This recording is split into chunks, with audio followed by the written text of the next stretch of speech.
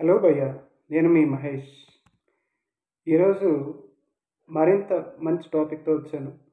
So డెఫినెట్గా అందరికీ ఇది యూస్ఫుల్ అవుతుంది అనుకుంటున్నాను. మనకు ఫినాన్స్లో రెండు విషయాలు తెలుసు. ఒకటి అప్రిషియేషన్, మరొకటి డిప్రిషియేషన్. అప్రిషియేషన్ అంటే ఏమనుకుంటున్నారా? ఒక ల్యాండ్ పర్చేస్ చేసాం, ఒక 10 years అయింది. తర్వాత చూసుకోండి ఒకసారి ఎలా ల్యాండ్ పర్చేస్ చేసినప్పుడు దాని విలువ 10 lakh రూపీస్. 10 years తర్వాత చూసుకుంటే 20 lakhs ఉంటుంది. అది అప్రిషియేషన్. డిప్రిషియేషన్ అంటే ఏమనుకున్నారా? ఒక కార్ పర్చేస్ చేశారు 10 lakh రూపీస్ ఇన్వెస్ట్ చేసి. సో ఎవ్రీ ఇయర్ దాని విలువ అనేది పడిపోతూ ఉంటుంది. అది ఎలా అంటే, ఇప్పుడు 10 lakh రూపీస్ ఇన్వెస్ట్ చేసి కొన్నారు. ఒక 10 years తర్వాత చూసినట్లయితే దాని విలువ 1,00,000 రూపాయలు ఉంటుంది. అదే డిప్రిషియేషన్ భయ్య. సో మీరు చూస్ చేసుకోండి దేనికి వెళ్ళాలి, దేని మీద ఇన్వెస్ట్ చేయాలనేది. Thank you friends. Please subscribe my video. Sorry channel